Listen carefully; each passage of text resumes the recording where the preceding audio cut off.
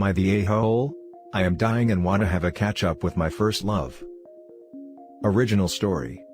For starters, I, 32 female, am dying due to cancer.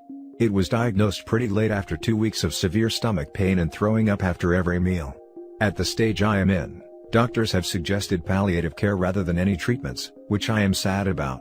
But that's life. I am from one of the countries where marriage is arranged rather than the Western way.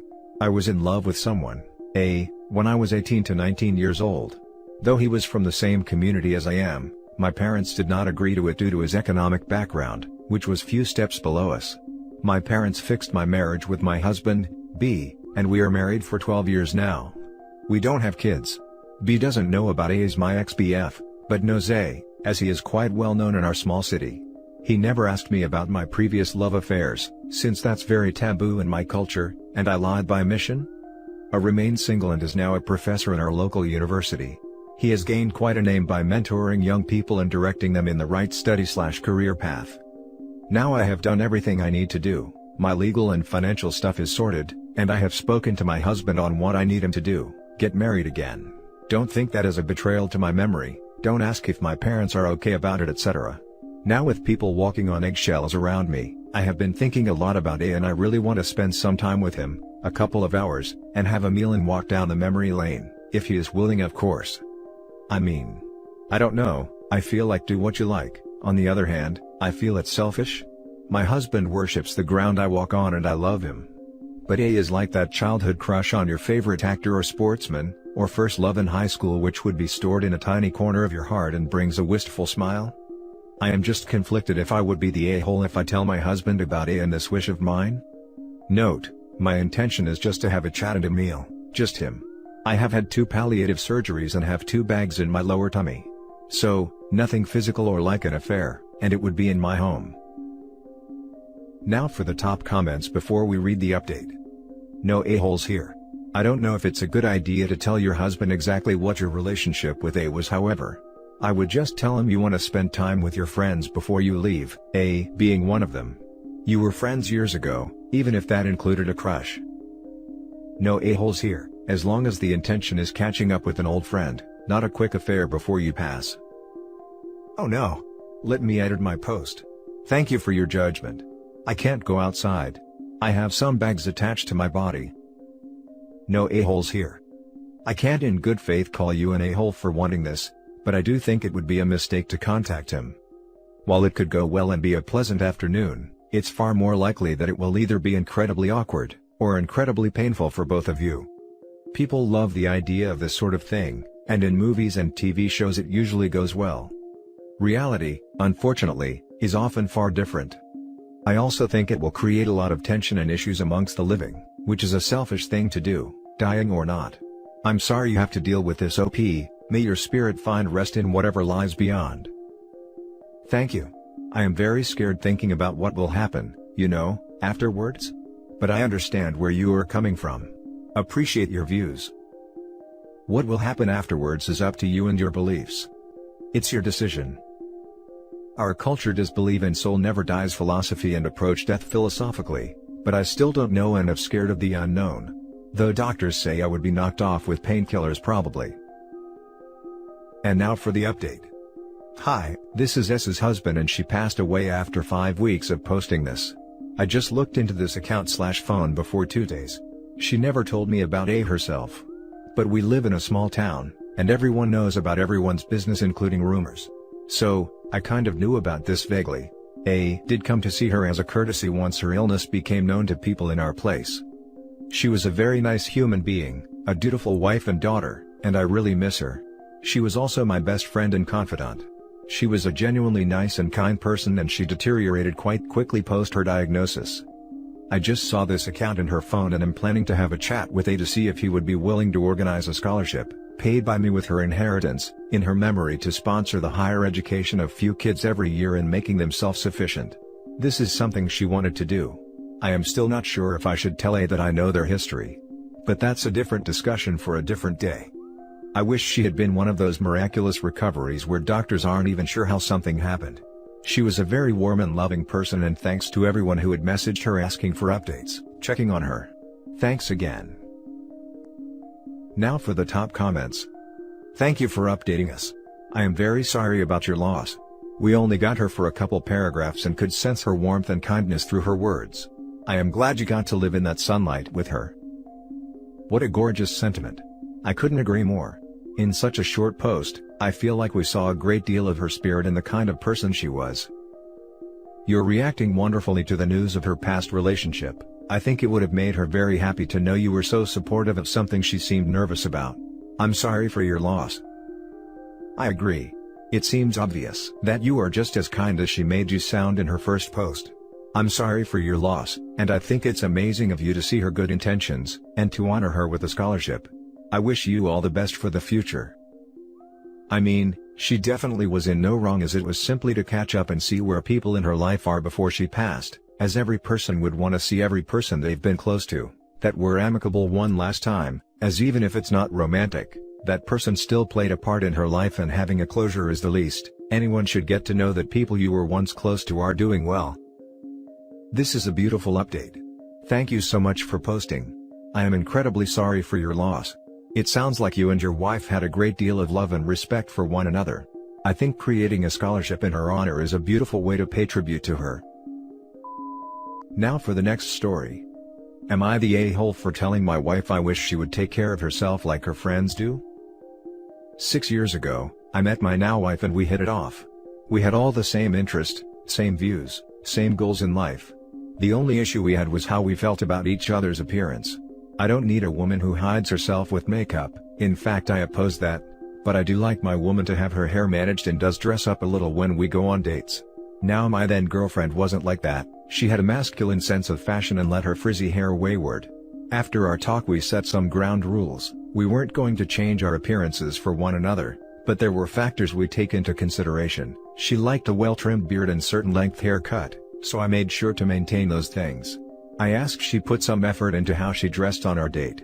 I never said it had to be a dress, but just a nice blouse. 8 months in of dating, we almost broke up, because while I fulfilled my end of the bargain, she never did. I explained I didn't want her to be uncomfortable, and what I want shouldn't come before that, so it was best we split. She decided she loved me and put in more of an effort. We get married, move in together, and life gets rolling. But as it does, she went back into her old ways of never dressing up or managing her hair. I still keep my beard trimmed the way she likes it, along with my haircut. When I mentioned it to her she shrugs and says, "We are married now, it doesn't matter." To me it does. She has 2 close friends, both wives and moms too. Whenever I see them, they're both dressed nicely and cleaned up.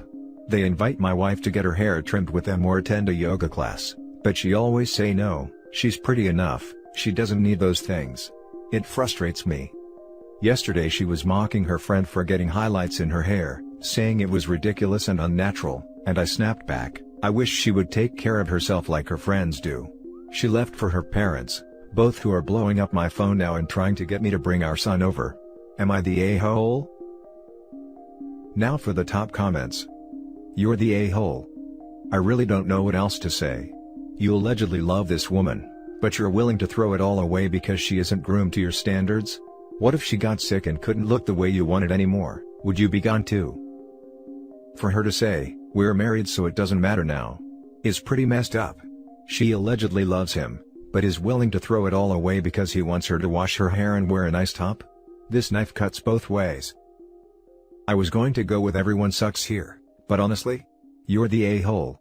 I don't think you know how hard it is to have frizzy/wavy hair, and a lot of it. Her hair can be cleaned from a wash and still be frizzy, because it's the type of hair she has. I've tried all sorts of hair products, shampoos, and conditioners, and yet it's still frizzy. The only thing that stops it for a couple hours is straightening, but that gives me split ends. She could make more of an effort by dressing up, but if you don't like big hair then don't marry/date someone with it. Yeah, I did let out a bit of a snort at the part where OP said she lets her hair be frizzy. Dude, I don't have the patience or arm strength for at least an hour of blow drying, plus the money to replace multiple containers of smoothing product every time I shower, to beat mine into submission. And keeping it short does not help. Then it's just frizzy and I can't tie it back if it insists on sticking out in all directions. You're the a-hole. Your wife is an a-hole to herself for staying with someone as condescending and controlling as you for this long. She clearly has some major issues with self-esteem if she's put up with this nonsense this long. Full body cringe at my woman, by the way. Seriously. The my woman bit nearly made me dry heave. Yes, that my woman crap tells us a lot about this dude. He doesn't love her as she is. They should never have gotten married. Now for the last story. Am I the a-hole for not letting my husband work less? Last week I, 29 female, received a big promotion, an extra $18K a year. My husband, 28 male, was very happy for me, but yesterday, he has floated the idea by me that he would like to step down from his current position and become part-time. He wants to dedicate more time to his writing, he wants to become an author, and thinks we don't need his salary that much. I told him no. I am taking this promotion to make more money as a family, so that we can live a better life, own a home, pay off student loans, enjoy ourselves, etc. I feel like taking a promotion just to have my husband step down to a lower paying position, while also working fewer hours, is a lateral move for us as a family, while a massive increase in stress for myself. He wasn't too happy about it and accused me of not believing in him, and sabotaging his dream to become a writer. Am I the a-hole for not letting him work less? Top comments. Not the a-hole. By attaching your finances in marriage, you have a vested interest in his career. If he was that passionate about writing, he would find time to get it done as so many others have. I work a full-time job, have a small side business, and I still managed to write a novel this spring. I'm in the middle of a second one now, and expect I'll wrap it up next spring. If you want to be a writer, write. Plus, the time to step down from your day job is when you have royalties already coming in, not when you're hoping to do it someday. Not the a-hole OP, and congrats Chicklet on finishing a novel. Not the a-hole. Tons of authors have full-time jobs. Toni Morrison had a full-time job and was a single mom. I say, he gets the ball rolling on that writing career first. If he's getting some good feedback from the industry, agents, literary journals, etc., then that's another discussion. Not the a-hole. Writer here, seconding this. He can go down in hours once he makes enough money from writing to offset the income loss. I didn't quit my job until 3 years after I started publishing books, and 5 years after I started writing seriously. I only did, because that year got a book deal that was the equivalent of 4 years at my old day job, so it made sense. Writing income is wild. Some years you might make amazing money, other years you might make next to nothing. You rarely have any idea what it'll be. I find that too stressful, even as someone without kids. After about 2 years, I went back to work part-time, but it's more skilled and related to writing. I make the same now at 2.5 days that I made full-time back then. It's just nice to not have to worry as much that way, and I like my job. Also, publishing is slow. For most, it takes time to build up advances, royalties, speaking fee opportunities are a lot lower thanks to COVID, and so on. Not the a-hole. But maybe you two can sit down and figure out a budget that allows him a timeline? For example, X amount of debt paid off and Y amount of savings, is a place where he can step his hours down, then he has a concrete goal to work towards. Or additionally, encourage him to try to find another job that might pay more and allow him to work fewer hours? Probably a long shot, given the unemployment rate, but he could at least see if it is an option for him. Maybe you two can sit down and figure out a budget that allows him a timeline? I'll look into it, but my problem is that I did take this promotion, and the stress plus longer hours involved with it, to able to afford a better life. I want us to have our own home, and wish to maybe start a family. It would be different if he showed me that he can make money as an author. But until he does, I don't feel like working longer, more stressful hours, for essentially no benefit. And that's it for this video guys. If you have thoughts to share, leave a comment below. Don't forget to hit like and subscribe if you like this content. Turn the notification on to get updated on my latest posts. I'll catch you in the next one. Good day everyone.